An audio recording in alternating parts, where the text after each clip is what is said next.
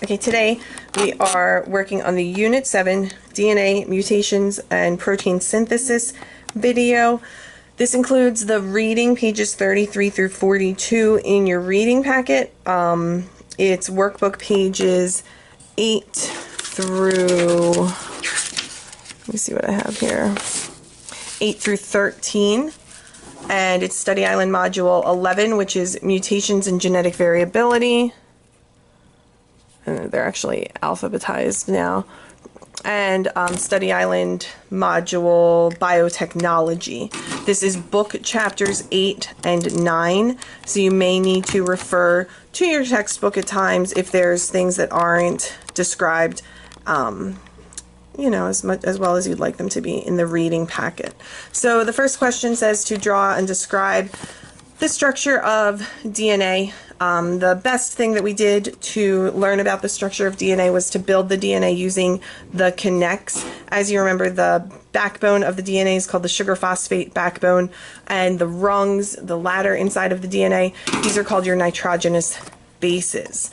If we look at how these structures are put together, this here, this is called a nucleotide. Nucleotide. So the nucleotide is the monomer of the DNA. That's the subunit of the DNA. And as you start to link these nucleotides together, you've got your sugar phosphate backbone on one side, you've got your nitrogenous bases in the middle.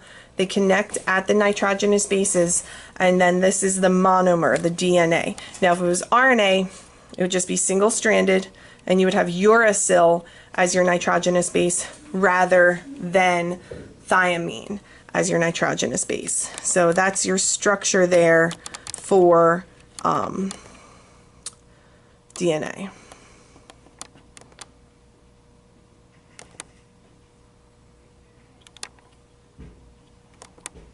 Okay, the next thing we're going to look down at is number 2, draw and describe how DNA is replicated. We need to flash back to Unit 5 when we were talking about cellular division and cellular replication. DNA is replicated during the S phase of the cell cycle. This is called DNA synthesis. What's going to happen is an enzyme called DNA polymerase is going to come over and break the bonds between the nitrogenous bases, so it's going to unzip that strand of DNA.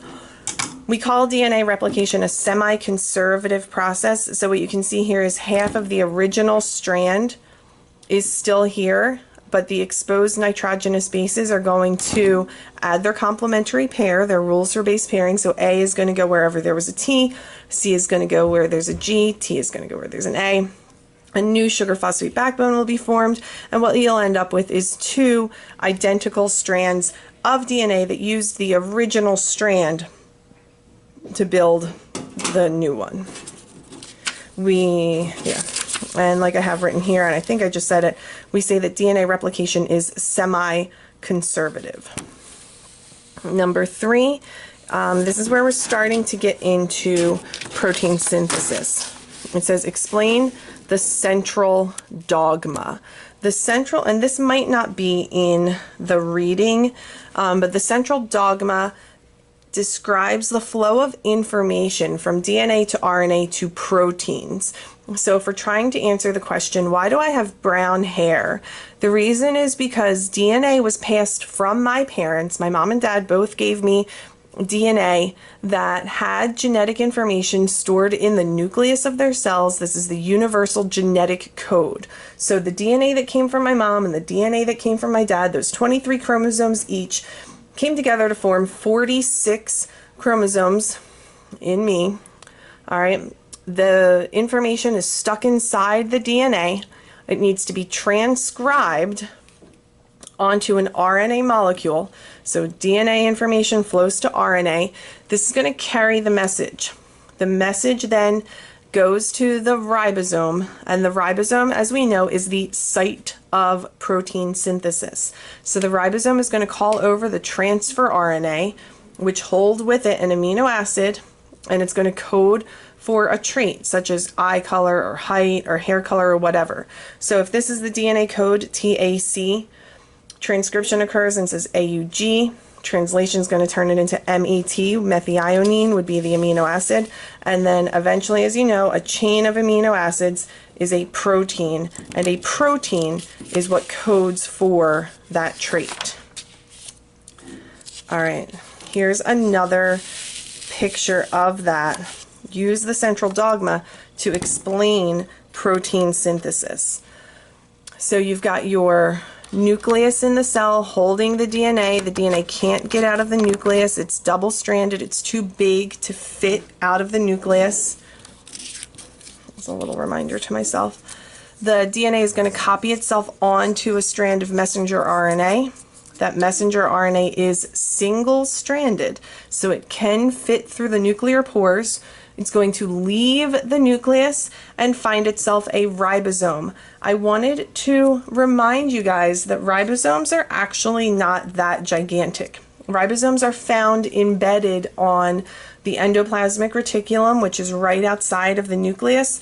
They're also found floating around free in the cytoplasm, but they're not this gigantic. Just make sure you keep that in your mind. This is just a zoomed in ribosome for the purposes of this demonstration.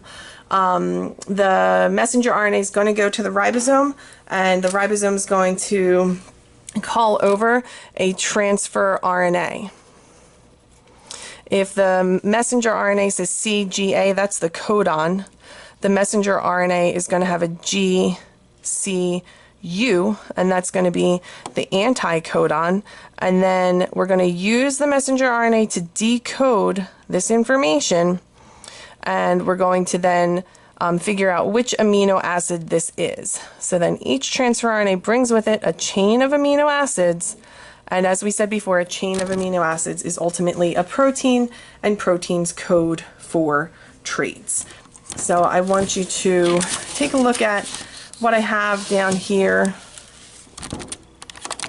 Take a closer look at this. Make sure you get all this stuff written in your... Can you read that? I'll zoom in on the first couple.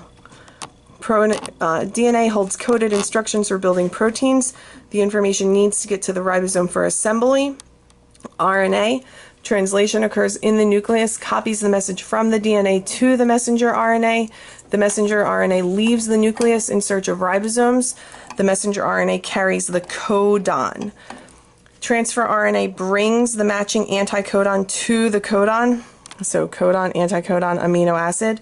The amino acid translates the messenger RNA one codon at a time. Each transfer RNA brings an amino acid, and then finally the amino acids link together, forming a chain, and a chain of amino acids is a protein. I'm going to pause this here and then make a part 2 for the rest of Unit 7.